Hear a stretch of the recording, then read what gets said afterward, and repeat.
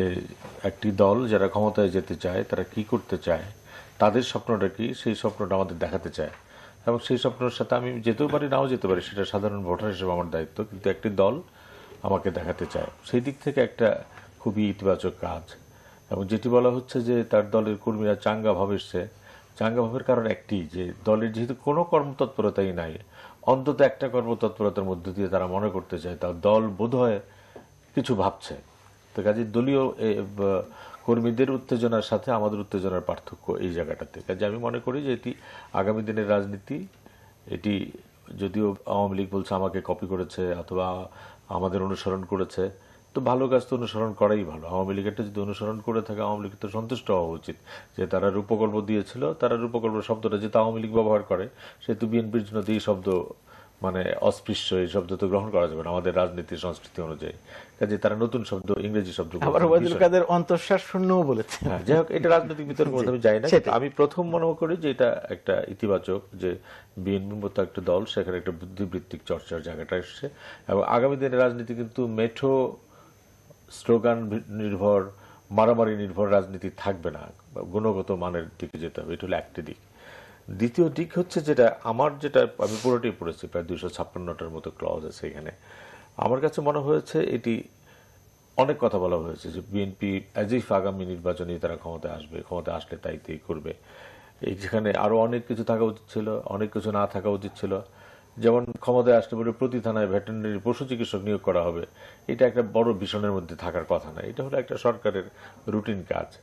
প্রতি জেলায় একটা করে প্রতি জেলার স্বাস্থ্য কেন্দ্রে একজন করে অ্যানেস্থেসিস্ট নিয়োগ করা হবে, এটি ভিশনের মধ্যে থাকে না। এটা রাজনৈতিক সরকারের দৈনন্দিন কর্মকাণ্ডের পরিকল্পনার মধ্যে থাকে।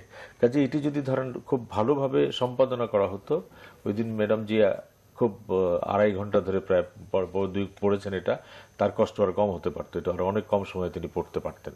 কারণ ভিশনটা কি, প্রকল্পটা কি? প্রকল্পটা হলো আগামী 2030 সনে আমরা বাংলাদেশটাকে এই জায়গায় দেখতে চাই। এখন রাজনৈতিক বিতর্কের অনেকগুলি জায়গা আছে। যেমন ধরেন এই ভিশনের মধ্যে বলা হয়েছে যে দুইটি জিনিস খুব শক্তভাবে অনুপস্থিত, যে 2030 সন পর্যন্ত যদি আমি স্বপ্ন দেখাই, তাহলে 2030 সনের মধ্যে একটা অন্তত সর্বজনীন ভাবে মানা উচিত, সেটি হচ্ছে 2021 সনে বাংলাদেশের সুবর্ণ জয়ন্তী। এটা একটা বড় মাপের ঐতিহাসিক মাইল ফলক। বাংলাদেশকে রাজনীতি করতে হলে যে কোনো রাজনৈতিক দলকে এই সুবর্ণ জয়ন্তীর চেহারাটা আমার সামনে আনতে হবে, যে 50 বছর 60 বছর পর আমরা এখানে যাব। আরেকটা বঙ্গবন্ধুর জন্মশতবার্ষিকী 2020 সনে, সেটি হয়তো বিএনপি পালন করবে না, সেটি হয়তো এখানে নাই। আরেকটা হলো একটা ভিশন দেখানোর একটা পটভূমি থাকে, তো সেই পটভূমির মধ্যে কতগুলি জিনিস বলতে হয়, যে তারা কোথায় ভুল করেছিলেন।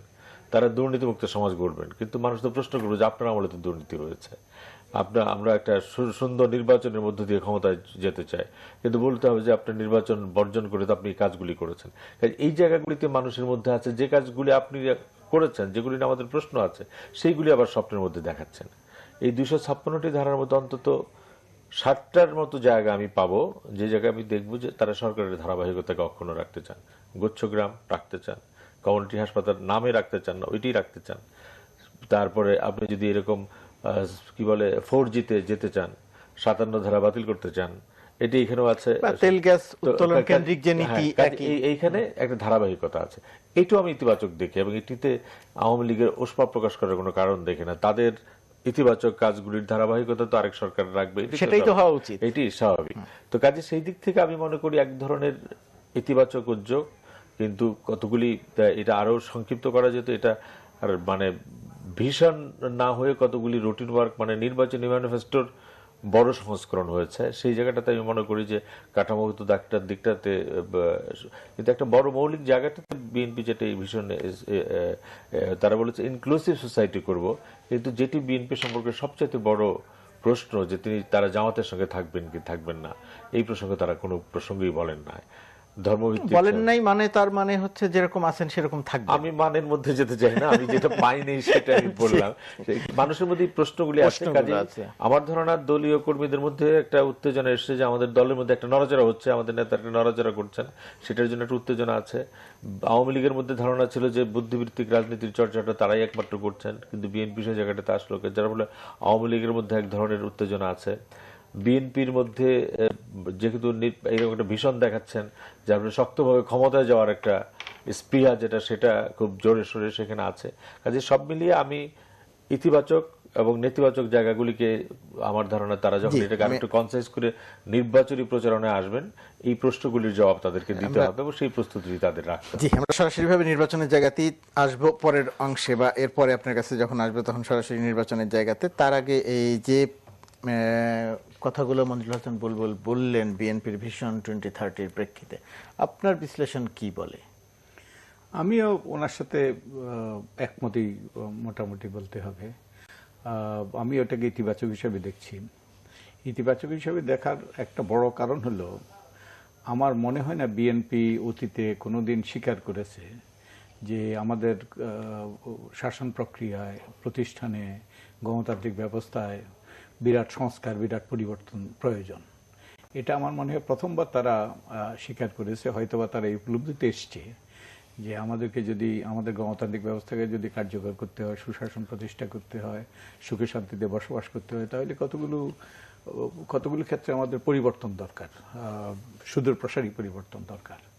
আমরা যদি অতীতের দিকে তাকাই, আমরা দেখব যে এই যে বহুদিন থেকেই নাগরিক সমাজে, বস্তুত বহুদিন থেকে যে বাম রাজনৈতিক দলগুলো অনেকগুলো সংস্কারের কথা বলে আসছে। এরপরে আমরা সুজনের পক্ষ থেকে 2004 সালে প্রথম একটা কম্প্রিহেন্সিভ সংস্কার প্রস্তাব দিয়েছিলাম 2004 সালে 10ই এপ্রিল 2004 সালে। এরপরে আওয়ামী লীগ 15ই জুলাই 2005-এ 11 দলের পক্ষ থেকে তারা কতগুলো সংস্কার প্রস্তাব দেয়, এবং যেগুলো ওই আমাদের যে সংস্কার প্রস্তাব দিয়েছিলাম তার উপর ভিত্তি করেই মূলত। এবং তখন কিন্তু বিএনপির পক্ষ থেকে বলা হয়েছে যদি এই সংস্কার প্রস্তাবগুলো যেন শেখ হাসিনা বিরোধী দলের নেত্রী হিসেবে এসে সংসদে উত্থাপন করে। সংসদে উত্থাপন করেছিলেন, কিন্তু বিএনপি তাতে কর্ণপাত করে নাই। এইখানে বিএনপির আপনি সংস্কার বা রাজনীতিতে গুণগত সংস্কারের কোন জায়গাটার কথা? আমি আসতেছি যে ওখানে। তারপরে এরপরে আওয়ামী লীগ রূপকল্প দিল তাদের 2008 সালের নির্বাচনী ইশতেহারে। কিন্তু বিএনপি প্রথমবারের মতো মনে হয় যেন তারা স্বীকার করলো। আমি আশা করি যে তাদের মধ্যে উপলব্ধি এসছে, এটা শুধু এই যে নির্বাচনী বৈতরণী পার হওয়ার জন্যই নয়, যে অনেকগুলো পরিবর্তন দরকার। তো আমি এটাকে নিঃসন্দেহে ইতিবাচক দেখছি, এবং অনেকগুলো বিষয় এর মধ্যে তারা বলেছে, অনেকগুলো গুরুত্বপূর্ণ বিষয়, যেমন রাজনৈতিক সংস্কৃতি পরিবর্তন আনবে তারা, যে ক্ষমতার ভারসাম্য নিশ্চিত করবে, দুর্নীতিমুক্ত সমাজ গড়বে, তারপরে তারা গণভোট আবার ফিরিয়ে আনবে, যেটা গণভোট বাতিল করা হয়েছিল পঞ্চদশ সংশোধনের মাধ্যমে। তো এগুলো ইতিবাচক, নিঃসন্দেহে এগুলো প্রয়োজন। ক্ষমতার ভারসাম্যের জায়গাটাতে আলোচনায় আছে, মানুষের মধ্যে আলোচনায় আছে যে ক্ষমতায় গেলে ভারসাম্যের যে পরিবর্তনের কথা বলা হয়েছে, এখনকার বিএনপি যে প্রক্রিয়াতে চলছে সেক্ষেত্রে বিরোধী দলে থাকলে বা রাজনৈতিক দলের মধ্যে যদি সেই সংস্কৃতিটা না থাকে, তাহলে এখন প্রশ্নটা হলো বিশ্বাসযোগ্যতা। বস্তুত আমাদের দুটো প্রধান দলের মধ্যে কোনো বিশ্বাসযোগ্যতা নাই। তারা যে অঙ্গীকার করেছে, ইনফ্যাক্ট আওয়ামী লীগ যে তাদের রূপকল্প শুধু অর্থনৈতিক উন্নয়নের ক্ষেত্রে ছাড়া সবগুলো ক্ষেত্রেই তারা, প্রায় সবগুলো ক্ষেত্রেই তারা উল্টো দিকে হাঁটছে। তারা গণতন্ত্রকে কার্যকর করার, দলীয়করণের অবসান ঘটানোর, আইনের শাসন প্রতিষ্ঠা করার, দুর্নীতিমুক্ত সমাজ গড়ার ইত্যাদি ইত্যাদি, তারা এগুলো সবগুলোই তাদের রূপকল্পে আছে। তাদের 8টা বিষয়ে তাদের রূপকল্প, অনেকগুলো দফা আছে তার মধ্যে, এবং তারা উল্টো দিকে হাঁটছে। তো আমাদের রাজনৈতিক দলগুলোর যে আমরা অতীত ইতিহাসের দিকে তাকাইলে তারা অঙ্গীকার করে ভঙ্গ করার জন্য, রক্ষা করার জন্য নয়। তো এখন সেটাই হলো আমাদের আগামী দিনে এটা দেখার ব্যাপার, আগামী দিনে এটা দেখার প্রশ্ন। আর আরেকটা বিষয় হলো যে এগুলো যদি বাস্তবায়ন করতে হয়, আমরা যদি ধরেও নেই তাদের মধ্যে একটা ঐক্যমত্য সৃষ্টি হয়েছে, কতগুলো পরিবর্তন লাগবে। এখন এই পরিবর্তনের জন্য তারা একটা রূপরেখা, একটা কর্মপরিকল্পনা দরকার, সে ব্যাপারে একটা ঐক্যমত্য দরকার, এবং এই জন্য দরকার তাদের মধ্যে একটা রাজনৈতিক সমঝোতা। এখন একটা যদি রাজনৈতিক সমঝোতা সৃষ্টি না হয়, এবং তাদের মধ্যে যদি আমাদের যদি রাজনৈতিক সংস্কৃতিতে যদি পরিবর্তন না আসে, তাহলে এগুলো এই যে কথাই থেকে যাবে, এগুলো ওই যে বাস্তবায়নের জায়গা কথা বলেই থেকে যাবে, এগুলো বাস্তবায়িত হবে না। বাস্তবায়নের জায়গা না। এই বাস্তবায়নের জায়গা, এবং এইখানেই মির্জা ফখরুল ইসলাম আলমগীর গতকালে যে কথাটি বলেছেন যে নির্বাচন যদি 50 ভাগও সুষ্ঠু হয় তবুও বিএনপির বিজয়ের সম্ভাবনা, এবং যে উপকল্প বা যে ভিশন 2030 এর সবই তো মানে ক্ষমতায় যাওয়া পরে গিয়ে বাস্তবায়নের কথা। সেই ক্ষেত্রে তো সবচেয়ে গুরুত্বপূর্ণ একটি সুষ্ঠু গ্রহণযোগ্য নির্বাচন। অবশ্যই নির্বাচন না হলে তার এই ভীষণ নিয়ে কোনো ওইটাও এই বিএনপির এই 2030 ভিশনের মধ্যে আরেকটা জটিল প্রশ্ন আছে যে তারা যদি ক্ষমতায় যান এইগুলি করার চেষ্টা করবে, কিন্তু ক্ষমতা না যেতে পারলে তারা কি করবে? সংসদ বর্জন করবেন? বিরোধী দল হয়ে যদি সংসদে যান, সংসদে যাবেন না, নির্বাচন বর্জন করবেন? এই যে রাজনৈতিক সংস্কৃতি পরিবর্তনের যে জায়গাটা, সেই জায়গাগুলিতে কোনো কথা বা ক্ষমতায় না গেলে কি করবে, সেই প্রসঙ্গে কোনো বক্তব্য নাই। কাজে সীমাবদ্ধতা তো আছেই। আমার ধারণা যে বিএনপির মধ্যেও যে বুদ্ধিজীবীদের যাদেরকে আমরা চিনি, সাংবাদিক হিসেবে যারা আছেন, তারা যদি এডিট করতেন, তাহলে আপনি নিজেও একজন সম্পাদক, আপনি নিজেও পড়ে দেখবেন যে তারা গুলো 1/4 জায়গায় চলে আসতে পারতো। এত রিপিটেশন আছে, মানে এটা আমার মনে হয় যে কিছু লোককে দায়িত্ব দেওয়া হয়েছিল এবং তারা বোধহয় যারা দায়িত্ব সংযোজন করেছেন, এটা ঠিক না, তারা যারা দায়িত্ব নিয়েছিলেন তারা ভেবেছিলেন যে যেহেতু আমাকে এই মন্ত্রণালয় সম্পর্কে লিখতে দিয়েছে, সম্ভবত বিএনপি পাওয়ারে আসলে আমি মন্ত্রী হবো, কাজে উনি মন্ত্রী হলে যা যা করবেন সবাই যার যার মন্ত্রণালয়ের একটা উইশ লিস্ট করেছেন। সেটি এর উপর উপকল্পের মানে সেটি একটি সম্পাদনার দরকার ছিল, খুব শক্ত সম্পাদনার দরকার ছিল। তাতে নেত্রীর পড়ার ভার লাঘব হতো এবং মানুষও টু দি পয়েন্ট স্মার্ট হতো, জিনিসটা খুব স্মার্ট হতো। স্মার্ট এখন আপনি যেটা বলছেন মির্জা ফখরুল ইসলাম আলমগীর যেটা বলছেন, যদি 50% ভালো নির্বাচন হয়, নির্বাচন ভালো হওয়ার তো 50-75% নাই। নির্বাচন এটা 100 ভাগ ভালো হতে হবে, অথবা এক টুকরো খারাপ হলেও খারাপ নির্বাচন হবে। এর মধ্যে অর্ধেক ভালো হয়েছে, অর্ধেক খারাপ হয়েছে। আমার মনে হয় উনি আরো ভালো বলতে পারবেন, তারা তো নির্বাচন গবেষক। কিন্তু আমি যেটা মনে করি, যেটা এটার মধ্যে অর্ধেক ভালো হওয়ার কোনো সুযোগ নাই। যে আমি মানে ভোট কেন্দ্রের ভিতরে ভালোভাবে ভোট দিলাম আর বাইরে মারামারি হলো, এটি একটি ভালো নির্বাচন বোধহয় বলা যাবে না। যে তাহলে আমি বলতে পারলাম যে না, ওই ভোটের অংশটুকু ভালো হয়েছে, বাইরের অংশটুকু খারাপ হয়েছে। এটা ভালো নির্বাচনই করতে হবে। এটা কে জিতবে কে পরাজিত হবে সেটা তো ভবিষ্যতের ব্যাপার। উনি একটা দলের মহাসচিব, নিশ্চিতভাবে তিনি তার দলের প্রসঙ্গে বলবেন। কিন্তু আমরা যেটা বারবারই বলতে চাই যে বিএনপি এবং আওয়ামী লীগ যেটা সবচাইতে এই মিশনের চাইতে বড়, যেটা দুই দলের মধ্যে একটা নির্বাচনী তোড়জোড় দেখতে পাচ্ছি। তারা একটা নির্বাচন করতে চান। আওয়ামী লীগের সভানেত্রী এবং মাননীয় প্রধানমন্ত্রী তো তার দলের কাউন্সিল থেকে পরবর্তী পর্যায়ে বলে আসছেন দুর্বৃত্তদের মনোনয়ন দেওয়া হবে না, দায়িত্ব নেবেন না, মানে অনেকগুলি ইতিবাচক কথা বলছেন। তার মানে নির্বাচনের একটা ভালো নির্বাচনের একটা সুবাতাস তার দলের ভিতর আমরা প্রত্যক্ষ করছি। বিএনপি তো বলছে তারা নির্বাচনে যাবেন, এবং পরে এখন নির্বাচনের আসল সার্কাসের আসল অংশটুকু কিন্তু বাদ। এটা তো মঞ্চের বাইরের অংশ। কোন সরকার হবে, কোন নির্বাচন কমিশনার হবে কিনা, যে অংশ নিয়ে আপনাকে আর দীর্ঘদিন আলোচনা করতে হবে আমার ধারণা, ওই অংশে কিন্তু এখন আমরা প্রবেশ করি। ওই অংশের কথা যেটি আলোচনায় আছে, সর্বত্র যে আলোচনাটি, যে যদি সেরকম একটা জায়গায় একটা চাপ তৈরি করতে না পারে, সেই চাপ যেরকমই হোক, যে প্রক্রিয়াতেই হোক, তাহলে সেই জায়গা বিএনপির জন্য খুব সন্তোষজনক বা বিএনপি খুব খুশি হতে পারবে, এরকম কোনো কিছু পরিষ্কার করতে হবে যে তারা আসলে কি ধরনের সরকার চায়। আমরা তো চাই মোটামুটি বলেছে একটা তারা সহায়ক সরকার, তত্ত্বাবধায়ক সরকার, শেখ হাসিনাকে না রেখে সরকার, শেখ হাসিনাকে রেখে সরকার।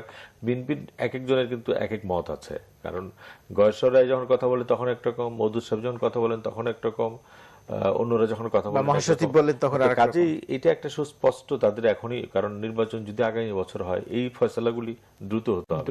ভীষণ তো থাকবেই, ভীষণ নিয়ে তো, ভীষণটা খুব জোর, মানে আগের বিষয় না, ভীষণটা নির্বাচনের কাছাকাছি সময় দিলেও চলবে। কিন্তু এখন যেটা সমঝোতার জায়গাটাতে আসতে হবে যে তারা আসলে কি চান, বা সরকারি দলকে তারা কোন জায়গাটাতে বাধ্য করতে চান। তারা একটা বলেন যে আমরা নির্বাচনে যাব, বাধ্য করার প্রক্রিয়াটা কি, সেই কাজে সেই জায়গাগুলিতে এখন আবার একটা ঘোষণা শুনলাম যে ঈদের পরে নাকি আন্দোলন শুরু হবে। এটা গত 5 বছর ধরে ঈদের পর শুনতেছি, মাঝখানে বন্ধ হয়েছিল। আবার এই যে মানুষের যেটা একটু আগে যেটা বলা হলো যে বিশ্বাসযোগ্যতা, এটা হাস্যরসের মধ্যেও চলে আসে। কাজেই বিএনপিকে এখনই নির্বাচনমুখী রাজনৈতিক দল হিসেবে তাদেরকে এখনই বলতে হবে যে এটি একটি অংশ করতে, তাদের অনেকগুলি কাজ একসঙ্গে করতে হবে। দল গোছানোর ব্যাপারটি করতে হবে। এই যে আমি তো দেখলাম যে ভীষণ প্রকাশ করার পরে তারা শিক্ষার বিষয়ে একটা দলীয় নেতাকর্মীদের মধ্যে আলোচনা করেছেন। ওইটিও আপনি দেখেন মানে আমার ধারণা এই ভীষণ সম্পর্কে কর্মীদেরকে সেন্সিটাইজ করার জন্য আয়োজন করা হয়েছিল, কিন্তু মূল বক্তব্যটি আসলো পরীক্ষা বেশি পাশ করেছে এরকম। তো এই রাজনৈতিক মানে গালাগালি করার জন্য তার দলীয় সেমিনার করার দরকার নেই, সেটা তো রাজনীতির মাঠ আছে, সে জায়গায় আমরা করি। কিন্তু আমার উদ্যোগটা আমার পছন্দ হয়েছিল যে তারা এই ভীষণের শিক্ষা বিষয়ক বিষয়গুলি নিয়ে কথা বলার জন্য, কর্মীদের জন্য বলার জন্য আর আয়োজন করেছিল। উদ্যোগটা খুব পছন্দ হয়েছিল আমার কাছে। আমি যেটা মনে করি যে এখন এইটার পাশাপাশি তারা কি ধরনের সরকার চান এবং সেইগুলিকে নিয়ে আলোচনার মানে একটা হলো বাধ্য করা হলো যুক্তিতর্ক দিয়ে, আরেকটা হলো আন্দোলন দিয়ে, তার কোনটা দিয়ে কোন ভাবে এগোতে চান সেই পথরেখাটাও বিষয়গুলো পরিষ্কার করা দরকার। এই নির্বাচন 50% যদি নিরপেক্ষ হয় বা সঠিক হয় তাহলে বিএনপি জিতবে, এরকম একটি কথা।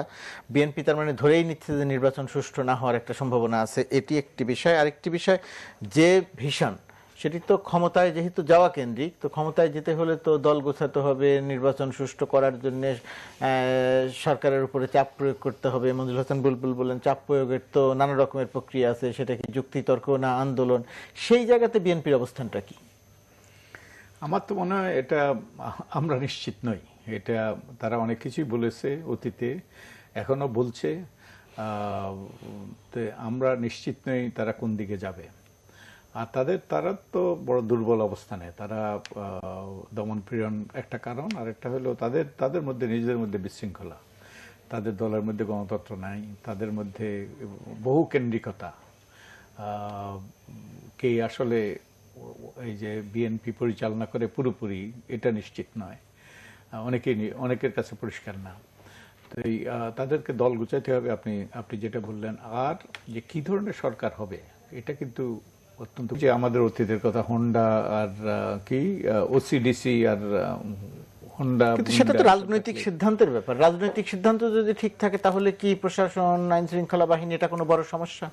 হ্যাঁ, বড় সমস্যা তো। কারণ তাদের আইন শৃঙ্খলা রক্ষাকারী বাহিনী তারা এমন দলীয় হয়ে গিয়েছে যে তাদেরই স্বার্থে, যে যারা ক্ষমতা আছে তারা যেন ক্ষমতায় টিকে থাকে, এটা তাদেরই স্বার্থে। কিন্তু ক্ষমতায় যারা আছে তারা যদি চায় যে একটি সুষ্ঠু নির্বাচন হতে হবে, তাহলে সেক্ষেত্রে আইন শৃঙ্খলা রক্ষাকারী বাহিনীর কি খুব বেশি কিছু করার আছে?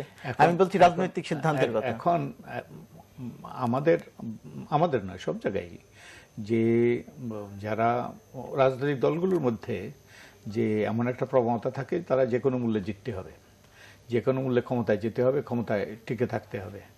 কিন্তু আমাদের বর্তমান প্রেক্ষিতে আরো বেশি হয়েছে, আরো সেই প্রয়োজনীয়তাটা আরো বেশি। কারণ অনেকে বলে যে আওয়ামী লীগের পক্ষে নির্বাচনে হারাটা কোনো অপশন নয়, তাদেরকে জিততেই হবে। আমাদের আওয়ামী লীগের সাধারণ সম্পাদক বলেই দিয়েছে, যদি নির্বাচনে ঠকে তাহলে তাদেরকে পালিয়ে যাওয়ারও সময় পাবে না, যে টাকা পয়সা তারা অর্জন করেছে। তো তার মানে নির্বাচনে জিততে হবে। নির্বাচনে জেতার এরকম একটা অনেকেই ধারণা করছে যে আওয়ামী লীগের মধ্যে এরকম একটা প্রবণতা আছে, এরকম একটা। তাহলে যে প্রশাসন এবং আইন শৃঙ্খলা রক্ষাকারী বাহিনী তো তাতে সায় দেবে, স্বাভাবিক। কারণ তারা বহু রকম সুযোগ সুবিধা পেয়েছে, বহু রকম অন্যায় করেছে। যদি সরকারের পরিবর্তন হয় তাহলে সুযোগ সুবিধা থেকে বঞ্চিত হবে, আর অন্যায়ের জন্য তাদেরকে হয়তো এই যে জবাবদিহি করতে হবে, এবং কেউ হয়তো বিএনপির ভিশন 2030-তে তো সেই জায়গাটাতে কোনো বঞ্চনা বা কোনো সুযোগ সুবিধা পাবে না এরকম কোনো ইঙ্গিত তো নেই, উল্টো ইঙ্গিতই তো আছে। না, তারা বলছে দলীয়করণ করা হবে না, সবাই বলে দলীয়করণ না করার কথা সবাই বলে। হ্যাঁ, সবাই বলেছে। কিন্তু বিএনপি ক্ষমতায় থাকা অবস্থাতে কিন্তু যারা আছে ক্ষমতায় তারা তো বঞ্চিত হবে। হয়তো আরেক দল, আরেক গ্রুপ যারা ক্ষমতার সুবিধাভোগী হবে তারা লাভবান হবে। কিন্তু যারা এখন ক্ষমতায় আছে তারা তো ক্ষমতা ছাড়তে চাইবে না, কারণ তারা বঞ্চিত হবে, কিংবা তারা বিভিন্ন রকমের এই যে মানে এটাকে আপনি সুষ্ঠু নির্বাচনের ক্ষেত্রে বড় রকমের অন্তরায় মনে করছেন? এটা বড় অন্তরায়, এটা বড় অন্তরায়। নির্বাচন এবং নির্বাচন কমিশন, অবশ্যই নির্বাচন কমিশন অত্যন্ত গুরুত্বপূর্ণ, কিন্তু নির্বাচন কমিশন চাইলেও সবচেয়ে শক্তিশালী এবং সবচেয়ে নিরপেক্ষ নির্বাচন কমিশনও নির্বাচন সুষ্ঠু করতে পারবে না যদি না নির্বাচনকালীন সরকার তথা যে আইন শৃঙ্খলা রক্ষাকারী বাহিনী এবং কর্মকর্তারা যদি সদাচার না করেন, তারা যদি নিরপেক্ষতা আচরণ না করে। এই যে নির্বাচন সুষ্ঠু হওয়ার ক্ষেত্রে প্রশাসনের যে কথা বলছেন, এটা কি প্রশাসনের আসলে এরকম ব্যাপার না রাজনৈতিক ইচ্ছা সদিচ্ছা? আমি মনে করি যে আপনি যেটা বলেছেন সেটাই ঠিক। যদি রাজনৈতিক শক্তি চায়, এই সময় তো আমরা নির্বাচন দেখলাম, তো কুমিল্লার নির্বাচন তো হলো একেবারে সমসাময়িক কালে, নারায়ণগঞ্জে নির্বাচন হলো, এটা স্থানীয় সরকার নির্বাচন বলে মানে আমরা বাদ দিতে পারবো না। যদি রাজনৈতিক সরকার ডিসাইড করে, নির্বাচন কমিশন যদি স্বাধীনভাবে তার কাজগুলি করতে পারে, তাহলে আমার ধারণা সুষ্ঠু নির্বাচন করতে হবে। কারণ এইখানে যে পুলিশ বা আনসার বিডিআর নিয়ে এটা কি এমন হবে যে কালকে বিএনপি আসতে পারে এই সমস্ত লোকজনকে আমরা বাদ দিয়ে দিব, আবার নতুন আরেক সেট আনবো? তা তো আনবো না। এর মধ্যে থেকে যারা একটু খারাপ, যাদের বিরুদ্ধে কমপ্লেন আছে, সেটা হয়তো পানিশমেন্ট হবে। এই সরকার আমলে যারা বেশি বেনিফিশিয়ারি হয়েছে আরেক সরকারের, এটা তো যুগে যুগে হয়ে আসছে বাংলাদেশে, যে এই সরকারের আমলে যারা বেশি বেনিফিশিয়ারি হচ্ছে, যদি সরকার বদল হয় তাহলে এটা শুধুমাত্র আমাদের দেশে কেন, সবচেয়ে বড় গণতন্ত্রের দেশ মার্কিন যুক্তরাষ্ট্রে তো এখন মানে যাদের উদাহরণ দিয়ে আমরা মানে প্রতি উদাহরণ কথায় কথায় মার্কিন যুক্তরাষ্ট্রের উদাহরণ দিয়ে, এখন তো জামাই, মেয়ের জামাই, ভাগ্নে জামাই, এই সবাই আত্মীয় স্বজন দিয়ে তো পুরো হোয়াইট হাউস, কথায় কথায় বহিষ্কার, এবং মানে যেটা কাজে বড় গণতন্ত্রের চেহারায় আমরা যা দেখছি, তার চেয়ে সাধারণ আমার ধারণা আমাদের রাজনৈতিক সরকার যদি মানে আমাদের রাজনৈতিক দলগুলি যদি তাদের কমিটমেন্টগুলি ঠিক রাখে, তাহলে পরে তাদের চাইতে ভালো গণতন্ত্র উপহার দেওয়ার পরিবেশ আমাদের এখানে আছে। কারণ আমরা আমাদের স্থানীয় সরকারের মেজর কতগুলি জায়গা আমরা প্রত্যক্ষ করেছি। আমার ধারণা এবারে নির্বাচন কমিশনের কথাও একটু কম বলছেন, সেটা একটা খুব ইতিবাচক দিক। এই ধারাটা তাদের অব্যাহত রাখা দরকার। আর যেটি মাননীয় প্রধানমন্ত্রী ক্ষমতা থেকেও বলেছেন, এবং তিনি যদি তার অন্য নেতাদের দু একজনের আব্দুল কাদেরের কথা বলেন, কিন্তু প্রধানমন্ত্রী কিন্তু বলেছেন যে নির্বাচন প্রতিদ্বন্দ্বিতাপূর্ণ হবে, নির্বাচন প্রশ্নবিদ্ধ হবে না এমন নির্বাচন করতে হবে, এবং যারা জয়ী হবে তাদেরকে আমরা মনোনয়ন দিব। কাজেই নির্বাচনী প্রস্তুতিটি কিন্তু বলে যে তারা নির্বাচনটি করতে চায়, তারা ক্ষমতায় থাকতেই চায়, এইরকম ইচ্ছা শক্তি, ক্ষমতায় থাকা এবং ক্ষমতায় যাওয়া দুইটি তো একটা ইচ্ছা শক্তি আছে। সেক্ষেত্রে যে নির্বাচনকালীন সরকার তো গুরুত্বপূর্ণ। এখন ওইটি আমি বলছি যে নির্বাচনকালীন সরকার, এখন দেখেন নির্বাচনকালীন সরকারের রূপরেখাটা আসলে পরে একটা আলোচনা হতে পারে। কারণ আমরা এখন পর্যন্ত যতগুলি উদাহরণ দেখেছি যে সমঝোতার ভিত্তিতে, যেটা গত নির্বাচনের সময় সরকারি দলের পক্ষ থেকে বলা হয়েছিল যে প্রধানমন্ত্রী থাকবেন, আর কোন কোন মন্ত্রণালয় আপনারা চান আপনারা নেন, কিন্তু বর্তমান বাস্তবতা তো তার চেয়ে আলাদা না। তখনকার বাস্তবতা ওইটি একটা ভালো প্রস্তাব ছিল। এখন আজকের বাস্তবতায় বিএনপি আর কি প্রস্তাব দিতে চায়, সেটা বর্তমান সরকার সেই প্রস্তাবের জায়গাতে এখন আদৌ থাকবেন কিনা, সেটা তো প্রশ্ন করা হচ্ছে। যে এটি ওই যে প্রশ্ন করা হয়েছিল যে এই সরকার তো কোনো মতে একটা নির্বাচন করে পাশ করলো, পাশ করার পরে এই সরকার কতদিন ক্ষমতায় থাকবে। তো একজন কূটনীতিক বলেছিলেন যে এটা তো হলো মানে একজন বোলার বল করছেন আর একজন ব্যাট করছেন। বোলার যদি খুব ভালো বল করতে পারে তাহলে ব্যাটসম্যান দ্রুত আউট হবে, আর যদি বোলার ভালো বল না করতে পারে তাহলে ব্যাটসম্যান টিকে থাকবে। এখন এই যে নির্বাচন সরকারের কালীন রূপরেখা যেটা দেওয়া হচ্ছে, বিএনপি দিতে চায়, এটার দুইটা অংশ আছে। একটা অংশ হচ্ছে সাধারণ মানুষ এইরকম একটা সরকারের কাঠামোটাকে পছন্দ করে কিনা, মানুষ মনে করে কিনা হ্যাঁ আমরা এটা চাই। যেমন তত্ত্বাবধায়ক সরকারের দাবি যখন উঠেছিল তখন মানুষ বিশ্বাসই করতো যে আর দলীয় সরকার দিয়ে নির্বাচন সম্ভব না। এটা হলো একটা। দুই নম্বর একটা, এর পক্ষে প্রচন্ড জনমত যখন রাজপথে নেমে আসবে তখন কিন্তু সরকারকে ভাবতে হবে, যেটা তত্ত্বাবধায়ক সরকারের সময় আওয়ামী লীগ করতে পেরেছিল। আর তৃতীয় হলো যুক্তিকে তর্ক দিয়ে যে আওয়ামী লীগ একটা ভালো নির্বাচন চায়, বিএনপি ভালো নির্বাচন চায়, ইনক্লুসিভ নির্বাচন চায়, এখানে তার একটা একটু ছাড় একটু ধর এরকম করে। স্বাগত প্রাণফোটা নিউজ এন্ড ভিউজ অনুষ্ঠানে আমরা কথা বলছি ডক্টর বদিউল আলম মজুমদার এবং মঞ্জুরুল হাসান বুলবুলের সঙ্গে। বদিউল আলম মজুমদার, আপনার কাছে আলোচনায় ছিলাম এবং সেখানে আইনের শাসনের জায়গাটি নিয়ে কথা হচ্ছিল, সেই জায়গার আলোচনা যেতে চাই। একটি ঘটনা সংক্ষেপে একটু মন্তব্য জানবো আপনাদের দুজনের কাছ থেকেই। 10 মাসের শিশুর নামে মামলা, পরবর্তীতে 10-11 মাস যখন তার বয়স তখন সেটা চার্জশিট দেয়, এবং সর্বশেষ অগ্রগতি যে কর্মকর্তা চার্জশিট দিয়েছিলেন তদন্ত করে তাকে বরখাস্ত করা হয়েছে বা বহিষ্কার করা হয়েছে। এই প্রসঙ্গটি একটি আমাদের আইন শৃঙ্খলা রক্ষাকারী বাহিনী মাঝে মধ্যে নানা কারণে আলোচনায় আসে, তার মধ্যে এই প্রসঙ্গটি নিয়ে একটু মন্তব্য জানতে চাই। আর বনানীতে যে ধর্ষণের ঘটনা ঘটলো সেটিকে কেন্দ্র করে আইন শৃঙ্খলা রক্ষাকারী বাহিনী আলোচনায় আছেন বা বিতর্কের একেবারে কেন্দ্রবিন্দুতে আছেন। তারা যে কাজ করছেন সেই কাজ বা যে কাজ করেছেন সেগুলো নিয়ে আলোচনা এখনো চলছে। সাধারণ দুজন আসামি গ্রেপ্তার হয়েছে, কিন্তু সাধারণ জনমনে এক ধরনের অস্বস্তি চলছে। আমাদের আইনের শাসনের জন্য একটা গুরুত্বপূর্ণ অনুষঙ্গ হলো আইন শৃঙ্খলা রক্ষাকারী বাহিনী। তাদের নিরপেক্ষ আচরণ, তাদের সততা এবং তাদের সেবা প্রদান, সেই রকম মানসিকতা যদি না থাকে, তারা যদি তার পরিবর্তে তাদের হাতে বন্দুক আছে, তাদের হাতে ক্ষমতা আছে, এটা যদি ব্যবহার করে তারা ব্যক্তিগত লাভবান হতে চায় কিংবা যে অন্যদেরকে যদি লাভবান করতে চায়, তাহলে আইনের শাসন হবে না, আইনের শাসন প্রতিষ্ঠিত হবে না। আমাদের দেশে তাই ঘটেছে। আমাদের আইন শৃঙ্খলা রক্ষাকারী দুর্ভাগ্যবশত জনগণের সেবক না হয়ে তারা রাষ্ট্র ক্ষমতা যারা, তাদের সেবক হয়ে গিয়েছে এবং তারা তাদের স্বার্থ রক্ষা করার চেষ্টা করছে এবং যারা ক্ষমতায় আছে তাদের পক্ষ থেকে অনেকগুলো অন্যায় আবদার তারা রাখছে, অনেকগুলো কাজ তারা করছে এবং এই অন্যায় তারা যখন দুটো অন্যায় এই যে ক্ষমতাসীনদের পক্ষে করে, তারা আরো দুটো অন্যায় নিজেরা করে এবং এটা করে পার পেয়ে যাচ্ছে এবং এটা আইনের শাসনের সাথে কোনোভাবে সঙ্গতিপূর্ণ নয়। তো আমার মনে হয় যে তাদেরকে যত দ্রুত আমরা যে রাজনৈতিক উদ্দেশ্যে ব্যবহার থেকে দূরে থাকি আমাদের ক্ষমতাসীনরা, এবং তাদের দায়বদ্ধতা নিশ্চিত করি, তাদের পেশাদারিত্ব নিশ্চিত করি, তাদের সততা নিশ্চিত করি এবং একই সাথে তাদেরকে কিছু সুযোগ সুবিধা, এবং তারা এই আইন শৃঙ্খলা, বিশেষত আমাদের পুলিশ বাহিনী খুব খারাপ অবস্থা, তাদের সুযোগ সুবিধা, বেতন ভাতা এবং অন্যান্য সুযোগ সুবিধা অত্যন্ত অপ্রতুল। এদিকে আমাদের নজর দিতে হবে। সরাসরি বনানীর ধর্ষণের ঘটনার ক্ষেত্রে যদি এখন পর্যন্ত যে ঘটনা ঘটে, এখন পর্যন্ত যে ঘটনা ঘটেছে, তা আমরা আশা করি ন্যায় বিচারের মাধ্যমে বিষয়টা সুরা হবে। এ নিয়ে অনেক প্রশ্ন উঠেছে। তো এটা তো সত্য, আমাদের এই যে সেই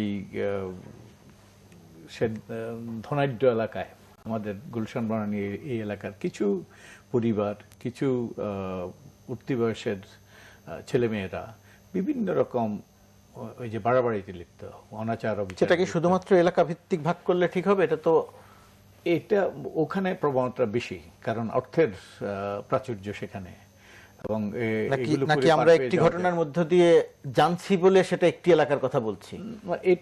এটা সারা দেশেই হচ্ছে, কারণ আইনের শাসনের অভাব, কিন্তু ওখানে বোধহয় এই যে এর প্রবণতাটা বেশি, এটা বেশি ঘটে, কারণ ওখানে ক্ষমতা আছে, ওখানে প্রভাব প্রতিপত্তি আছে, ওখানে অর্থ আছে, ওখানে এইসব অন্যায় করে পার পেয়ে যাওয়া যায়। তো উচ্ছৃঙ্খল অনেক ছেলেমেয়েরা এই উচ্ছৃঙ্খল আচরণ করছে, তো এটার অবসান হওয়া দরকার, একই সাথে ন্যায় বিচারের মাধ্যমে এদের শাস্তি দেওয়া দরকার। এই একই প্রসঙ্গ, এটা নিয়েও সঙ্গে আপনার কাছ থেকে ওই যে 11 বছরের শিশুর ওই প্রসঙ্গটি একটু জানতে চাই। 11 বছরের শিশুটা তো একদিকে অমানবিক, মানবাধিকার কমিশন নিশ্চয়ই সেটা দেখবে। এটা আমি মনে করি চূড়ান্ত দায়িত্বহীনতা। যে পুলিশ কর্মকর্তা এটা করেছেন, তিনি আমার ধারণা একটা কাগজে কতগুলি নাম পেয়েছেন, কোনো কারণে যদি আপনার আমার নামও থাকতো, তার মনে আসতো, তাহলে এই নামও ঢুকিয়ে দিতে হবে। কারণ 11 মাসের একটা বাচ্চাকে চুরি দায় দিচ্ছেন, পুলিশ দেখেছেন, ঘটনাস্থলে গিয়েছেন, কারোর সঙ্গে কথা বলেছিল, অবিশ্বাস্য। মানে যখন মামলাটি হয়েছিল তখন শিশুটির বয়স ছিল 28 দিন। হ্যাঁ, তো সেই একটা চার্জশিট দেওয়া হয়েছে 11 মাসের মাথায়। কাজেই ওইটা আমি ভয় পাচ্ছি যে ওই ভদ্রলোক যদি টকশো দেখেন রেগুলার, এবং আমাদের নামটা মাথায় থাকলে পরে এই নাম আমাদের নামে ঢুকে যেতে পারতো। তো আমার ধারণা পুলিশ অ্যাজ এ ইনস্টিটিউশন, আমরা তাদেরকে বলতে চাই যে এইরকম দায়িত্বহীন, মানে চূড়ান্ত দায়িত্বহীন সদস্য পেশাদারিত্বকে প্রশ্নবিদ্ধ করে, প্রতিষ্ঠানকে প্রশ্নবিদ্ধ করে। যারা পুলিশ প্রশাসন পরিচালনা করেন, স্বরাষ্ট্রমন্ত্রী সহ, তাদের বলবো যে আপনি পুলিশের বেতন ভাতা বৃদ্ধি করেন, আমরা সঙ্গে আছি। সরকারি কর্মচারীদের বেতন একবার বাড়িয়েছে, আবার বাড়ানো হচ্ছে, আমাদের কোনো দ্বিধাদ্বন্দ্ব নেই। যারা রাষ্ট্র নিয়ে বেশি চিন্তা করেন তাদের সুযোগ সুবিধা বাড়াতে হবে, কিন্তু যারা এই আচরণ করবে তাদেরকে উল্টা দিক থেকে শাস্তির ব্যবস্থা করতে হবে। একটা সাময়িক বরখাস্ত এটা চূড়ান্ত শাস্তি না, একটা সাময়িক বরখাস্তের লোক দেখানো শাস্তি। আমার মনে হয় যে এটা খুব মানে শক্তভাবে দেখতে হবে, এবং পুলিশ প্রশাসনের মধ্যে এরকম দায়িত্বহীনতার জায়গাটাকে শক্তভাবে দেখতে হবে। তার সঙ্গে আমি বনানীর ঘটনা একটু আমি যোগ করি, যে জানতে চাই যে বনানীর ধর্ষণের ঘটনাকে কেন্দ্র করে এখন আপন জুয়েলার্সের দোকানে অভিযান চালানো হচ্ছে, সিলগালা করা হচ্ছে, রেন্ট্রি হোটেলে অভিযান চালানো হচ্ছে, সেখান থেকে মাদক উদ্ধার করা হচ্ছে। সবকিছু মিলিয়ে ঘটনা স্বাভাবিকভাবে চলছে না অনেক বিস্তৃত হয়ে ফোকাস অন্যদিকে চলে যাচ্ছে? আমি যেটা দিয়ে শুরু করতে চাই যে ওই পুলিশের যেমন শাস্তি দাবি দাবি করলাম বনানী থানার ওসি যিনি মামলাটি নিলেন না এবং প্রথম দিকে যথাসময়ে নিলেন না এবং গুরুত্বই দিলেন না, তাকে ছুটি দেওয়াটাই বা তার ছুটি নেওয়াটাই একমাত্র সমাধান না। কারণ একজন পুলিশ তিনি জনসেবার জন্য একটা থানায় থাকেন এবং ওসি খুব গুরুত্বপূর্ণ একটি পদ, এবং সেখানে তো মানুষ প্রথম যায়, ফার্স্ট এন্ট্রি পয়েন্ট তো সেটাই। সেখানে যদি এই ব্যবহার হয় তাহলে কি হবে? আমি সার্বিকভাবে বনানীর ঘটনাটাকে দেখি যে আমাদের সামাজিক অন্যায্যতার একটা চিত্র, সামাজিকভাবে যে আমরা একদম ভঙ্গুর একটা জায়গায় এসেছি, মূল্যবোধের জায়গায়, সেটি একটি চিত্র।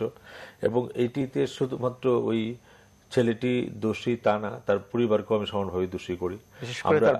আপনি গুলশান বনানীর কথা বলেছেন, গুলশান বনানীর বিষয়টিকে দৃশ্যমান হয়, অন্য জায়গায় হয়তো দৃশ্যমান হয় না। আমরা বলি যে মাদক খায় বস্তির লোকজন, এই কি বলে ইনজেকশন নেয় বস্তির লোকজন, কিন্তু এখন যে চিত্র দেখি যে ইয়াবার চেহারা দেখি, কারণ ইয়াবা গরিব মানুষের মাদক না, এটি ওই যে ধনাঢ্য এলাকা, সেই এলাকার, যদিও ইয়াবা একদম বিস্তৃত অঞ্চলে গ্রাম সহ সর্বত্র ছড়িয়ে গেছে, এবং আপনি ওই অঞ্চলটিতে এটা দৃশ্যমান হয়।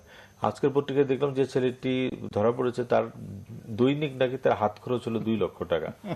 আমি আমার গোটা শিক্ষা জীবনে, মানে আমার ক্লাস 1 থেকে মাস্টার ডিগ্রি পর্যন্ত একসঙ্গে আমার হাত খরচের টাকা জোগাড় করলে 2 লাখ টাকা হবে বলে মনে হয়। এখনো আপনি পারিবারিক ভাবে পুরো সংসার চালানোর জন্য কত টাকা খরচ না, করছেন সেটা এখন আমি নিজে ইনকাম করি, কিন্তু আমার পরিবারের বাবার কাছ থেকে ক্লাস 1 থেকে MA পাস করা পর্যন্ত যে হাত খরচ পেয়েছি, আমার অনেকেরই হয়তো সবগুলি যোগ করলে 2 লাখ টাকা হবে না।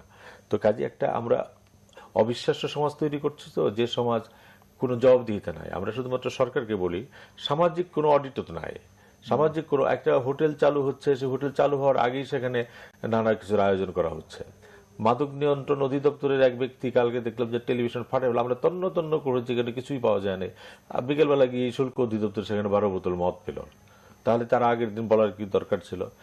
এইভাবে উনি সার্টিফিকেট কেন দেওয়ার দরকার হলো? প্রকাশ্যে দিলেন। এবং ওই ছেলেটি গেল, তাই এমন একটি ছেলে, তার জন্য একটা বডিগার্ড লাগে, একজন অস্ত্র লাগে, একটা ড্রাইভার লাগে। তো সে সমাজের কোন জায়গাটা? আবার হোটেল কর্তৃপক্ষ যত জোরালো ভাবে এই কয়েকদিন বক্তব্য দিচ্ছিলেন, এখন এসে আবার উল্টো দেখা গেল ঘটনা। কাজেই একটা হচ্ছে যে সামাজিক কোনো দায়বদ্ধ, এই যে হোটেলগুলিতে বারের লাইসেন্স নাই, সেখানে মদ বিক্রি হয় কিনা, এটা তো এখন দেখার বিষয়, এটা রুটিন ওয়ার্ক। সেটাই বলছিলাম, সেই রুটিন ওয়ার্কটা যারা আপন জুয়েলার্স সারা জীবন ধরে কি করছে, আপন জুয়েলার্সকে আপনি এখন ধরছেন যে তারা অবৈধভাবে এটা এনেছে, সেটা এই ছেলের অপরাধের জন্য এখন ব্যবসার মধ্যে, এটা তো রেগুলার একটা দেখার বিষয়। কাজে যার যার কাজ যদি যথা নিয়মে করতেন তাহলে কোনো সমস্যা হতো না। এখন সব জৌনিয়া থাকবে। আমি গুলশান বনানী আমরা বহু রিপোর্ট করেছি যে ওইখানে নিয়মিত মাদক অধিদপ্তরের অভিযান পরিচালনার কথা, পুলিশের অভিযান পরিচালনার করার কথা। ওই প্রথম 1 সপ্তাহ 2 সপ্তাহ অভিযান পরিচালনা হয়, তারপরে এরাই ওইতে অংশীদার হয়ে যায়, হয় অর্থের অংশীদার অথবা আসরের অংশীদার। এটাও পত্রপত্রিকা ছাপা হয়েছে কোন পুলিশ অফিসারের বাসায় কি আড্ডা হয়।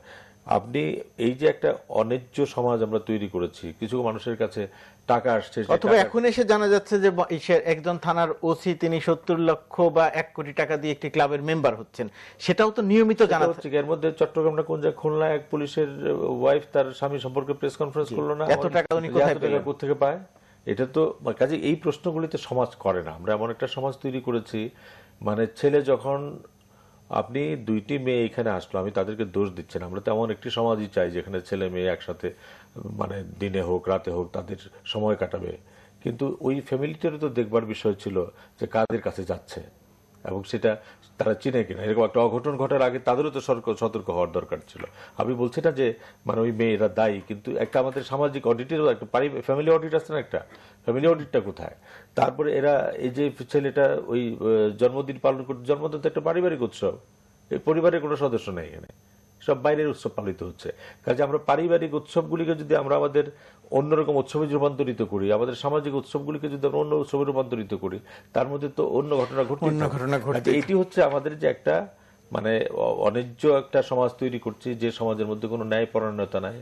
কি করে টাকা ইনকাম করি তার জবাবদিহিতা নাই, কি করে টাকা খরচ করি তার জবাবদিহিতা নাই, এবং কতগুলি সাধারণ মূল্যবোধ যেগুলি তৈরি হওয়ার কথা, পারিবারিক মূল্যবোধ, সেগুলি ধসে পড়েছে। তখন এগুলো হবে, এবং এর ভাগাভাগি যখন ক্ষমতার অংশীদাররা নেয়, যাদের হাতে পাওয়ার আছে, আমি বলছি ক্ষমতার সরকার না, শুধুমাত্র প্রভাবশালী যারা, তারা যদি নেয়।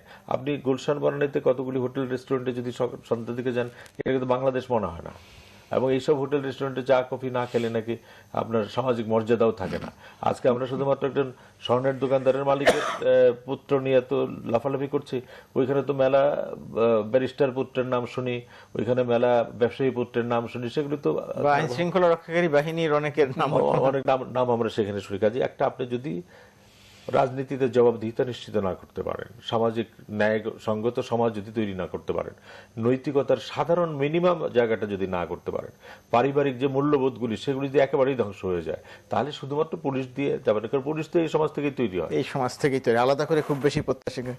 আরেকটি জায়গায় আমি জানতে চাই, যে কথাগুলো বলেছেন তার সঙ্গে যেটা যোগ করার যদি থাকে, দুজনের কাছ থেকে হয়তো একটু জানবো যে গুলশান বনানী বা ওই অঞ্চলে যেহেতু বিদেশিদের থাকার একটা জায়গা, সেটাকে কেন্দ্র করেই তো অনেকগুলো হোটেল রেস্টুরেন্ট গড়ে উঠেছে, 3 স্টার 4 স্টার হোটেল গড়ে উঠেছে। সেই ক্ষেত্রে তারা যে সমস্ত এলাকাতে থাকবেন বিদেশিরা, সেই সুযোগ সুবিধাগুলো তো সেই অঞ্চলটিতে থাকতে হবে। আমাদের এখানে প্রকাশ্যে যেহেতু অনেক সুযোগ নিষিদ্ধ, সেই কারণেই হয়তো অন্তরালে এই সুযোগগুলো তৈরি হয় নানা রকমের তাদের জীবনযাপনে যেগুলো জরুরি। এরকম এক একটি ঘটনা ঘটার পরে যখন আবার সবসময় রুটিন কাজ চলে না, কিন্তু ঘটনা ঘটার পরে যে অভিযান চলে তার প্রেক্ষিতে আবার ওই অঞ্চলের যে জীবনযাত্রা, বিদেশিদের আসা থাকা, সেটাতে কোনো নেতিবাচক প্রভাব পড়ার সম্ভাবনা থাকে কিনা? অবশ্যই থাকে, তবে বিদেশিদের জীবনযাত্রা বিদেশিদের উপর প্রভাব এর মধ্যে পড়ে গিয়েছে। হোলি আর্টিজানের পরে সেটা তো পড়ে গিয়েছে এবং এগুলো সেটা আস্তে আস্তে কেটেও যাচ্ছে। হ্যাঁ, কেটে যাচ্ছে, কিন্তু এগুলোর প্রভাব পড়বে। তো আমরা যেখানে বিদেশিরা, তাদেরকে আমাদেরকে সুযোগ সুবিধা দিতে হবে তাদের মতো করে, কিন্তু সেগুলো আইনসঙ্গত হইতে হবে। সেখানে আইনের ব্যত্যয় করে ঘটিয়ে, কিন্তু সেই জায়গাগুলো তো আমরা তো আইনি দিক দিয়ে দেখছি না, কিন্তু এরকম একটি ঘটনা ঘটার পরে যখন অভিযান চলে তখন তো এর একটা কিন্তু অভিযান তো সব জায়গায় চলবে না দুর্ভাগ্যবশত, এবং এই অভিযানটা আবার থেমে যাবে। যেটা হলো আমাদের অতীতের অভিজ্ঞতা হলো, এটা কিছু কিছু জায়গায় চলবে, দুই একটা জায়গায় যেগুলো মিডিয়াতে এসছে এবং একটা মিডিয়া ট্রায়াল হয়েছে, কিন্তু অন্য জায়গায় হবে না, এবং এগুলো কিছুদিন পরে আবার গাঢ় হয়ে যাবে। আমাদের যে অবক্ষয়, আমাদের যে নৈতিকতা, নীতি নৈতিকতার, সামাজিক মূল্যবোধের যে অবক্ষয় ঘটেছে, একই সাথে আমাদের রাজনৈতিক অঙ্গনে যে অবক্ষয় ঘটেছে, আমাদের প্রতিষ্ঠানগুলো ভেঙে পড়েছে, আমাদের নিয়ম নীতি মেনে চলছে না আমরা, এই সবগুলো কিন্তু এগুলোর আশ্রয় দিচ্ছে। তো আমি তো মনে করি উত্তরণের পথটা কি? উত্তরণের পথ অত সহজ নয়। উত্তরণের পথ আমাদের মধ্যে উপলব্ধি, এবং আমাদের মধ্যে আমাদের রাজনৈতিক নেতৃবৃন্দকে আজকে এগিয়ে আসতে হবে, সামাজিক নেতৃবৃন্দকে এগিয়ে আসতে হবে, এবং আমাদেরকে যে শক্ত অবস্থান নিতে হবে যে আমরা এই সমাজটাকে এই পর্যায়ে দেখতে চাই না, আমরা এই সমাজটাকে ভিন্নভাবে দেখতে চাই, আমাদের রাজনীতিকে ভিন্নভাবে দেখতে চাই, আমাদের প্রতিষ্ঠানগুলোকে ভিন্নভাবে দেখতে চাই। আমরা যদি এই যে আমরা আগে সংস্কারের কথা বললাম, এই সব ক্ষেত্রে কতগুলো আমূল সংস্কার না হলে, আমূল পরিবর্তন না হলে আমরা কিন্তু সংস্কারটা করবে কে? এটা আমাদেরকে করতে হবে। আমরা মানে কারা? আমাদের সবাই মিলে, আমাদের সাংবাদিকরা, আমাদের সামাজিক নেতৃবৃন্দ, আমাদের রাজনৈতিক নেতৃবৃন্দ, আমাদের মধ্যে আজকে একটা উপলব্ধি আসা দরকার যে এটা চলতে পারে না, এইভাবে চলতে পারে না, এইভাবে চললে এর পরিণতি কিন্তু মঙ্গলকর নয়। এই যে উপলব্ধি আসা দরকার, এটা দিয়ে শেষ করি। এখন উপলব্ধি সাংবাদিকদের মধ্যে আসলে, নাগরিক সমাজের মধ্যে আসলে, তাদের তো কোনো ক্ষমতা নেই, ক্ষমতা তো রাজনীতিবিদদের। এটা দুইটা, আমি একটা মনে করি যে সংক্ষেপে শেষ করতে দুইটা, আমি তিনটা জায়গা বলি। একটা হচ্ছে পারিবারিক সংস্কৃতি যদি আপনার সঠিক না হয়, তাহলে পরে আপনি ওইখান থেকে যা প্রোডাক্ট করবেন সেটা তো প্রথম ইউনিট। তো এটা যদি আপনি মানে এখানে যদি আপনি শিক্ষার জায়গাটা শক্ত না করতে পারেন, তাহলে পরে উঁচু জায়গায় আর পারবেন না। এক, দুই নম্বর হচ্ছে যে পরিবার থেকে যখন একটা ছেলে বা মেয়ে বের হয়েছে, তার শিক্ষা প্রতিষ্ঠানকে শুধুমাত্র খালি পরীক্ষা পাশ করানোর ব্যাপার, শিক্ষা প্রতিষ্ঠানের এক্সট্রা কারিকুলার অ্যাক্টিভিটিস কোথায়, কালচারাল অ্যাক্টিভিটিস কোথায়, সামাজিক সাংস্কৃতিক সংগঠনগুলিতে রাজনীতি থাকবে, এবং রাজনৈতিক সংগঠনগুলোর মূল সংগঠনগুলির চাইতে আগে হচ্ছে তার ছাত্র সংগঠন, যুব সংগঠন, সাংস্কৃতিক সংগঠন। সেই জায়গাগুলিতে আপনি কোনো মানে সামাজিক স্তরগুলি সব ভেঙে ফেলে আমি হঠাৎ করে মন্ত্রী হয়ে যাব, মানে আমার লক্ষ্যই হচ্ছে আমি পাশ করবো এবং মন্ত্রী হব, এটিও হতে পারে না। আমাকে সেটি হয়ে গেছে আমাদের। সেটি ওইটি তো বললেন উনি, আশঙ্কার কথা সেটা। কাজে আমি মনে করি যে পরিবার থেকে শুরু হতে হবে, সমাজকে দায়িত্ব গ্রহণ করতে হবে, শিক্ষা প্রতিষ্ঠানকে দায়িত্ব গ্রহণ করতে হবে, আমার পাড়ায় মহল্লায় খেলার জায়গায় থাকতে হবে, সাংস্কৃতিক অনুষ্ঠানের জায়গায় পহেলা বৈশাখ হতে হবে, 21শে ফেব্রুয়ারি হতে হবে, পাড়ার কোন ছেলে মেয়েটা 21শে ফেব্রুয়ারিতে আসে না, 26শে মার্চে আসে না, তাকে আনতে হবে। এটা তো সামাজিক শক্তির সঙ্গে তাকে সংযোগ করতে হবে। আপনি তাকে সমাজ বিচ্ছিন্ন যদি করে ফেলেন, তাহলে পরে তো সে একটা অদ্ভুত শুধুমাত্র অর্থ ভোগ এই দুইটি যদি তার সামনে তৈরি করা হয়, তাহলে তো সে বাইরে যাবে না, এবং এই যে যাদের কথা আমরা বলছি, গুলশান বনানী বারবার নামটা আসছে, এখানে সবাই তার খারাপ মানুষ না, ভালো মানুষও থাকে, কিন্তু দুঃখজনক ভাবে ওই অঞ্চলের একটা বড় প্রজন্ম তৈরি হচ্ছে যারা বাংলাদেশ নিয়ে ভাবে না, বাংলাদেশের সমাজ প্রগতি নিয়ে ভাবে না।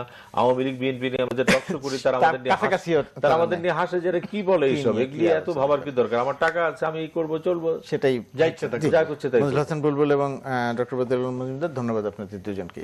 প্রিয় দর্শক, প্রাণফোটা নিউজের সঙ্গে এতক্ষণ যারা থাকলেন, আগামীতে থাকবেন প্রত্যাশা রাখছি। সবাই ভালো থাকুন, সুস্থ থাকুন। 60 বছর পর আমরা এখানে যাব।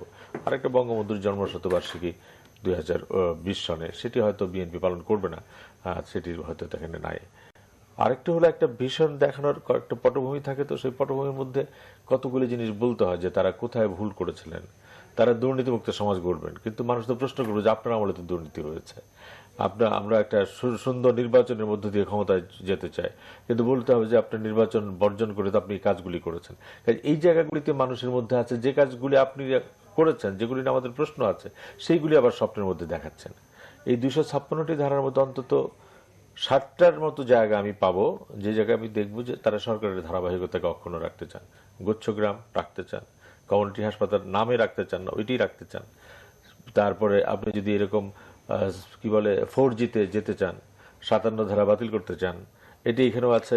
তেল গ্যাস উত্তোলন কেন্দ্রিক যে নীতি, এইখানে একটা ধারাবাহিকতা আছে, এইটাও আমি ইতিবাচক দেখি, এবং এটিতে আওয়ামী লীগের ওষ্মা প্রকাশ করার কোনো কারণ দেখি না। তাদের ইতিবাচক কাজগুলির ধারাবাহিকতা তো আরেক সরকার রাখবে, সেটাই তো হওয়া উচিত, এটি স্বাভাবিক।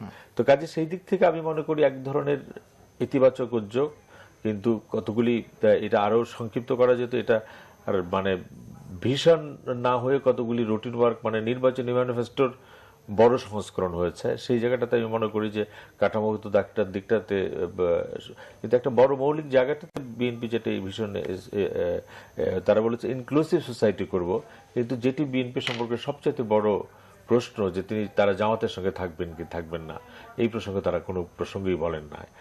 ধর্মভিত্তিক বলেন নাই মানে তার মানে হচ্ছে যেরকম আছেন সেরকম থাকবে। আমি মানের মধ্যে যেতে চাই না, আমি যেটা পাইনি সেটা আমি বললাম।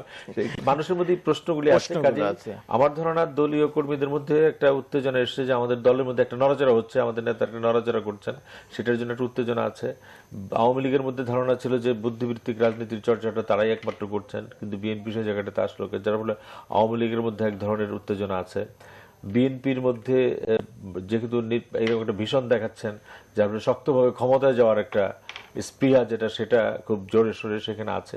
কাজে সব মিলিয়ে আমি ইতিবাচক এবং নেতিবাচক জায়গাগুলিকে, আমার ধারণা তারা যখন এটাকে আরেকটু কনসাইজ করে নির্বাচনী প্রচারণায় আসবেন, এই প্রশ্নগুলির জবাব তাদেরকে দিতে হবে এবং সেই প্রস্তুতি তাদের রাখতে হবে। জি, আমরা সরাসরিভাবে নির্বাচনের জায়গাতেই আসবো পরের অংশে, বা এরপরে আপনার কাছে যখন আসবে তখন সরাসরি নির্বাচনের জায়গাতে। তার আগে এই যে কথাগুলো মঞ্জুল হাসান বুলবুল বললেন বিএনপির ভিশন 2030-র প্রেক্ষিতে, আপনার বিশ্লেষণ কি বলে?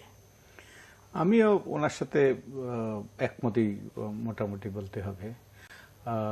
তারা যারা দায়িত্ব নিয়েছিলেন তারা ভেবেছিলেন যে যেহেতু আমাকে এই মন্ত্রণালয় সম্পর্কে লিখতে দিয়েছে, সম্ভবত বিএনপি পাওয়ারে আসলে আমি মন্ত্রী হবো, কাজে উনি মন্ত্রী হলে যা যা করবেন সবাই যার যার মন্ত্রণালয়ের একটা উইশ লিস্ট করেছেন, সেটি এর উপর উপকল্পের, মানে সেটি একটি সম্পাদনার দরকার ছিল, খুব শক্ত সম্পাদনার দরকার ছিল, তাতে নেত্রীর পড়ার ভার লাঘব হতো এবং মানুষও টু দি পয়েন্ট, স্মার্ট হতো, জিনিসটা খুব স্মার্ট হতো, স্মার্ট। এখন আপনি যেটা বলছেন মির্জা ফখরুল ইসলাম আলমগীর যেটা বলছেন, যদি 50% ভালো নির্বাচন হয়, নির্বাচন ভালো হওয়ার তো 50-75% নাই, নির্বাচন এটা 100% ভালো হতে হবে, অথবা এক টুকরো খারাপ হলেও খারাপ নির্বাচন হবে।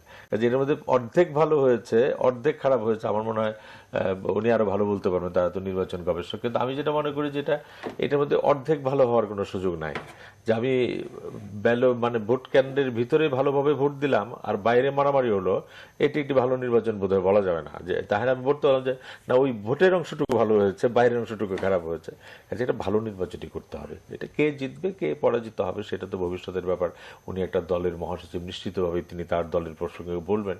কিন্তু আমরা যেটা বারবারই বলতে চাই যে বিএনপি এবং আওয়ামী লীগ যেটা সবচাইতে এই মিশনের চাইতে বড়, যেটা দুই দলের মধ্যে একটা নির্বাচনী তোড়জোড় দেখতে পাচ্ছি।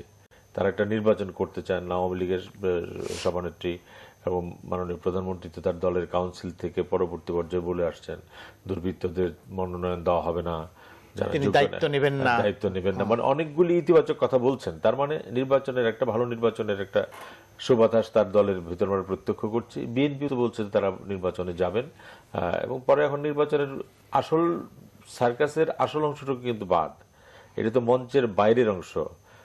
কোন সরকার হবে, কোন নির্বাচন কমিশনার হবে কিনা, যে অংশ নিয়ে আপনাকে আর দীর্ঘদিন আলোচনা করতে হবে আমার ধারণা, ওই অংশে কিন্তু এখন আমরা প্রবেশ করি। ওই অংশের কথা যেটি আলোচনায় আছে, সর্বত্র যে আলোচনাটি, যে যদি সেরকম একটা জায়গায় একটা চাপ তৈরি করতে না পারে, সেই চাপ যেরকমই হোক, যে প্রক্রিয়াতেই হোক, তাহলে সেই জায়গা বিএনপির জন্য খুব সন্তোষজনক বা বিএনপি খুব খুশি হতে পারবে, এরকম কোনো কিছু পরিষ্কার করতে হবে যে তারা আসলে কি ধরনের সরকার চায়। আমরা তো চাই মোটামুটি বলেছে একটা তারা সহায়ক সরকার, তত্ত্বাবধায়ক সরকার, শেখ হাসিনাকে না রেখে সরকার, শেখ হাসিনাকে রেখে সরকার। বিএনপির এক একজনের কিন্তু এক এক মত আছে, কারণ গয়েশ্বর রায় যখন কথা বলে তখন একরকম, মধু সাহেব যখন কথা বলেন তখন একরকম, অন্যরা যখন কথা বলেন, মহাসচিব বলেন তখন আর কাজেই এটা একটা সুস্পষ্ট তাদের এখনই, কারণ নির্বাচন যদি আগামী বছর হয় এই ফয়সালাগুলি দ্রুত হতে হবে। ভীষণ তো থাকবেই, ভীষণ নিয়ে তো, ভীষণটা খুব জোর, মানে আগের বিষয় না, ভীষণটা নির্বাচনের কাছাকাছি সময় দিলেও চলবে, কিন্তু এখন যেটা সমঝোতার জায়গাটাতে আসতে হবে। যে আমি ওটাকে ইতিবাচক হিসেবে দেখছি। ইতিবাচক হিসেবে দেখার একটা বড় কারণ হলো, আমার মনে হয় না বিএনপি অতীতে কোনোদিন স্বীকার করেছে যে আমাদের শাসন প্রক্রিয়ায়, প্রতিষ্ঠানে, গণতান্ত্রিক ব্যবস্থায় বিরাট সংস্কার, বিরাট পরিবর্তন প্রয়োজন। এটা আমার মনে হয় প্রথমবার তারা স্বীকার করেছে। হয়তোবা তারা এই উপলব্ধিতে এসছে যে আমাদেরকে যদি, আমাদের গণতান্ত্রিক ব্যবস্থাকে যদি কার্যকর করতে হয়, সুশাসন প্রতিষ্ঠা করতে হয়, সুখে শান্তিতে বসবাস করতে হয়, তাহলে কতগুলো ক্ষেত্রে আমাদের পরিবর্তন দরকার, সুদূর প্রসারী পরিবর্তন দরকার। আমরা যদি অতীতের দিকে তাকাই, আমরা দেখব যে এই যে বহুদিন থেকেই নাগরিক সমাজে, বস্তুত বহুদিন থেকে যে বাম রাজনৈতিক দলগুলো অনেকগুলো সংস্কারের কথা বলে আসছে। এরপরে আমরা সুজনের পক্ষ থেকে 2004 সালে প্রথম একটা কম্প্রিহেন্সিভ সংস্কার প্রস্তাব দিয়েছিলাম, 2004 সালে 10ই এপ্রিল 2004 সালে। এরপরে আওয়ামী লীগ 15ই জুলাই 2005-এ 11 দলের পক্ষ থেকে তারা কতগুলো সংস্কার প্রস্তাব দেয়, এবং যেগুলো ওই আমাদের যে সংস্কার প্রস্তাব দিয়েছিলাম তার উপর ভিত্তি করেই মূলত। এবং তখন কিন্তু বিএনপির পক্ষ থেকে বলা হয়েছে যদি এই সংস্কার প্রস্তাবগুলো যেন শেখ হাসিনা বিরোধী দলের নেত্রী হিসেবে এসে সংসদে উত্থাপন করে। সংসদে উত্থাপন করেছিলেন, কিন্তু বিএনপি তাতে কর্ণপাত করে নাই। এইখানে বিএনপির আপনি সংস্কার বা রাজনীতিতে গুণগত সংস্কারের কোন জায়গাটার কথা? আমি আসতেছি যে ওখানে। তারপরে এরপরে আওয়ামী লীগ রূপকল্প দিল তাদের 2008 সালের নির্বাচনী ইশতেহারে, কিন্তু বিএনপি প্রথমবারের মতো মনে হয় যেন তারা স্বীকার করলো। আমি আশা করি যে তাদের মধ্যে উপলব্ধি এসছে, এটা শুধু এই যে নির্বাচনী বৈতরণী পার হওয়ার জন্যই নয়, যে অনেকগুলো পরিবর্তন দরকার। তো আমি এটাকে নিঃসন্দেহে ইতিবাচক দেখছি, এবং অনেকগুলো বিষয়তে এর মধ্যে তারা বলেছে অনেকগুলো গুরুত্বপূর্ণ বিষয়, যেমন রাজনৈতিক সংস্কৃতি পরিবর্তন আনবে তারা, যে ক্ষমতার ভারসাম্য নিশ্চিত করবে, দুর্নীতিমুক্ত সমাজ গড়বে, তারপরে তারা গণভোট আবার ফিরিয়ে আনবে, যেটা গণভোট বাতিল করা হয়েছিল পঞ্চদশ সংশোধনের মাধ্যমে। তো এগুলো ইতিবাচক, নিঃসন্দেহে এগুলো প্রয়োজন। ক্ষমতার ভারসাম্যের জায়গাটাতে আলোচনায় আছে, মানুষের মধ্যে আলোচনায় আছে যে ক্ষমতায় গেলে ভারসাম্যের যে পরিবর্তনের কথা বলা হয়েছে, যে একটি দল যারা ক্ষমতায় যেতে চায় তারা কি করতে চায়, তাদের স্বপ্নটা কি, সেই স্বপ্নটা আমাদের দেখাতে চায়, এবং সেই স্বপ্নের সাথে আমি যেতেও পারি নাও যেতে পারি, সেটা সাধারণ ভোটার হিসেবে আমার দায়িত্ব, কিন্তু একটি দল আমাকে দেখাতে চায়। সেই দিক থেকে একটা খুবই ইতিবাচক কাজ। এবং যেটি বলা হচ্ছে যে তার দলের কর্মীরা চাঙ্গা ভাবে এসছে, চাঙ্গাভাবের কারণ একটি, যে দলের যেহেতু কোনো কর্মতৎপরতাই নাই, অন্তত একটা কর্মতৎপরতার মধ্য দিয়ে তারা মনে করতে চায় তার দল বোধহয় কিছু ভাবছে। তো কাজে দলীয় কর্মীদের উত্তেজনার সাথে আমাদের উত্তেজনার পার্থক্য এই জায়গাটাতে। কাজে আমি মনে করি যে এটি আগামী দিনের রাজনীতি, এটি যদিও আওয়ামী লীগ বলছে আমাকে কপি করেছে অথবা আমাদের অনুসরণ করেছে, তো ভালো কাজ তো অনুসরণ করাই ভালো। আওয়ামী লীগেরটা যদি অনুসরণ করে থাকে আওয়ামী লীগ তো সন্তুষ্ট হওয়া উচিত যে তারা রূপকল্প দিয়েছিল, তারা রূপকল্প শব্দটা যেহেতু আওয়ামী লীগ ব্যবহার করে সেহেতু বিএনপির জন্য তো এই শব্দ মানে অস্পৃশ্য, এই শব্দ তো গ্রহণ করা যাবে না আমাদের রাজনীতির সংস্কৃতি অনুযায়ী। কাজে তারা নতুন শব্দ, ইংরেজি শব্দ আবার ওবায়দুল কাদের অন্তঃশ্বাস শূন্যও বলেছে। হ্যাঁ, যাই হোক, এটা রাজনৈতিক বিতর্ক মধ্যে আমি যাই না। আমি প্রথম মনে করি যে এটা একটা ইতিবাচক, যে বিএনপির মতো একটা দল সেখানে একটা বুদ্ধিবৃত্তিক চর্চার জায়গাটা এসছে, এবং আগামী দিনের রাজনীতি কিন্তু মেঠো স্লোগান নির্ভর, মারামারি নির্ভর রাজনীতি থাকবে না, গুণগত মানের দিকে যেতে হবে। এটা হলো একটি দিক। দ্বিতীয় দিক হচ্ছে যেটা আমি পুরোটাই পড়েছি, প্রায় 256টার মতো ক্লজ আছে এখানে। আমার কাছে মনে হয়েছে এটি অনেক কথা বলা হয়েছে যে বিএনপি অ্যাজ ইফ আগামী নির্বাচনে তারা ক্ষমতায় আসবে, ক্ষমতা আসলে তাই করবে। যেখানে আরো অনেক কিছু থাকা উচিত ছিল, অনেক কিছু না থাকা উচিত ছিল। যেমন ক্ষমতায় আসলে পরে প্রতি থানায় ভেটেরিনারি পশু চিকিৎসক নিয়োগ করা হবে, এটা একটা বড় ভিশনের মধ্যে থাকার কথা না। এটা হলো একটা সরকারের রুটিন কাজ। প্রতি জেলায় একটা করে প্রতি জেলার স্বাস্থ্যকেন্দ্রে একজন করে অ্যানেস্থেসিস্ট নিয়োগ করা হবে, এটি ভিশনের মধ্যে থাকে না। এটা রাজনৈতিক সরকারের দৈনন্দিন কর্মকাণ্ডের পরিকল্পনার মধ্যে থাকে।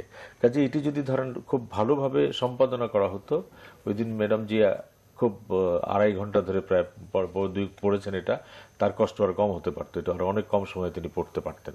কারণ ভিশনটা কি, রূপকল্পটা হলো আগামী 2030 সনে আমরা বাংলাদেশটাকে এই জায়গায় দেখতে চাই। এখন রাজনৈতিক বিতর্কের অনেকগুলি জায়গা আছে, যেমন ধরেন এই ভিশনের মধ্যে বলা হয়েছে যে দুইটি জিনিস খুব শক্তভাবে অনুপস্থিত, যে 2030 সন পর্যন্ত যদি আমি স্বপ্ন দেখাই তাহলে 2030 সনের মধ্যে একটা অন্তত সর্বজনীন ভাবে মানা উচিত, সেটি হচ্ছে 2021 সনে বাংলাদেশের সুবর্ণ জয়ন্তী। এটা একটা বড় মাপের ঐতিহাসিক মাইল ফলক। বাংলাদেশকে রাজনীতি করতে হলে যে কোনো রাজনৈতিক দলকে এই সুবর্ণ জয়ন্তীর চেহারাটা আমার সামনে আনতে হবে, যে 50 বছর পর। এখনকার বিএনপি যে প্রক্রিয়াতে চলছে, সেক্ষেত্রে বিরোধী দলে থাকলে বা রাজনৈতিক দলের মধ্যে যদি সেই সংস্কৃতিটা না থাকে তাহলে এখন প্রশ্নটা হলো বিশ্বাসযোগ্যতা। বস্তুত আমাদের দুটো প্রধান দলের মধ্যে কোনো বিশ্বাসযোগ্যতা নাই। তারা যে অঙ্গীকার করেছে, ইনফ্যাক্ট আওয়ামী লীগ যে তাদের রূপকল্প শুধু অর্থনৈতিক উন্নয়নের ক্ষেত্রে ছাড়া সবগুলো ক্ষেত্রেই তারা, প্রায় সবগুলো ক্ষেত্রেই তারা উল্টো দিকে হাঁটছে। তারা গণতন্ত্রকে কার্যকর করার, দলীয়করণের অবসান ঘটানোর, আইনের শাসন প্রতিষ্ঠা করার, দুর্নীতিমুক্ত সমাজ গড়ার ইত্যাদি ইত্যাদি, তারা এইগুলো সবগুলোই তাদের রূপকল্পে আছে। তাদের 8টা বিষয়ে তাদের রূপকল্প, অনেকগুলো দফা আছে তার মধ্যে, এবং তারা উল্টো দিকে হাঁটছে। তো আমাদের রাজনৈতিক দলগুলোর যে আমরা অতীত ইতিহাসের দিকে তাকাইলে তারা অঙ্গীকার করে ভঙ্গ করার জন্য, রক্ষা করার জন্য নয়।